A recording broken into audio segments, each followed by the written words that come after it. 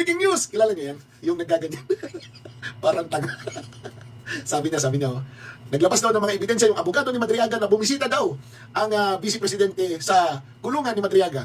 Granting for the sake of argument na nangyari yun. Does it already involve culpability? Ha? Nagbisita ka ng nakakulong. Pagpasok mo doon, kinausap mo, may kasalanan ka? Kinginang bububo ang puta. Sabi niya, umikot daw sa Bataan, nanguha ng mga property, etc. Kawawa yung mga tao. Walang nagrereklamo hanggang ngayon na kinuhanan sila ng property.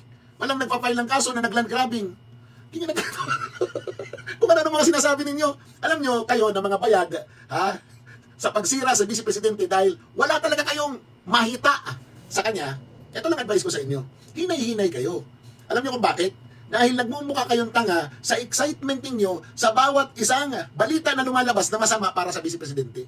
Hinay-hinay, ha? Girl, hinay-hinay lang. Alam mo kung bakit? Kasi nga, yung mga sinasabi mo, sinasabi din ng ibang mga vloggers na katulad mo.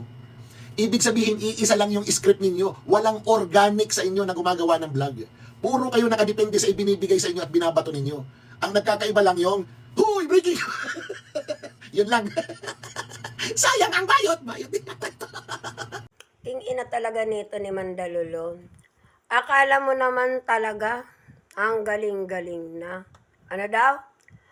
Hindi mag-ingat-ingat sa pagpalabas ng mga ganong mga excitement dahil kukopyahin ng mga vlogger din na kagaya ng bayaran. Parang kinakausap mong sarili mo. Ina mo ka? Oo. Yung excited na madaot daw di umano si Sara nyo. Anong madaot? Nagsi-self-destruct na si Sara, nag-e-expect ka pa na dautin pa siya. Pero kayo ba? Nung nagkaroon lang ng isang gotesa, Gina, nung nagsalita lang si Saldikot, hindi mo maisip kung AI ba't ano-ano. Nagpakita ng luggages. Wala na. Kailangan na daw kasuhan si Romualdez at si BBM. Oo, kasi nga daw di umano, nagpakita na ng mali. Tamalay-malay ko ba kung laman yan tae? Santissima Trinidad, Mandalulo. At anong sabi mo?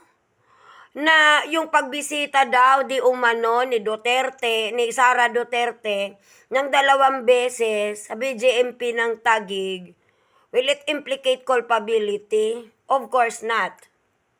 But, na-debunk doon ang issue na hindi kilala ni Sara Duterte si Ramil Madriaga. That only proves na ang sinasabi ni Madriaga na ganito-ganyan ang kanilang samahan ni Sara ay maaaring maipakita at mapruwebahan. Bakit mo nga naman bibisitain ang hindi mo kilala? Ano yon? Mag-iipal ka lang. Considering that you are holding the second highest position of the land, ano mo doon? Bobo nito.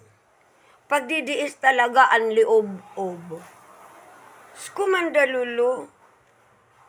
As if na naniniwala kami sa yung hindi ka binayaran. Kaya ka nga nakapalit ng bagong t-shirt na kulay orange at nakabili ka ng piniplex-plex pong ganyan yung iPhone. Kala mo naman pera mo. Ina, sinanla mo kaluluwa mo, boy. Aminan na this.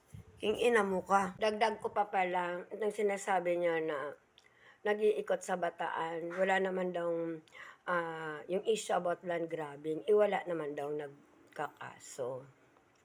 Itong mga tong style mo Pag kinasuhan na, ay madidismiss din yan, walang kwenta yan. Sa pag wala pang kaso, kasuhan nyo.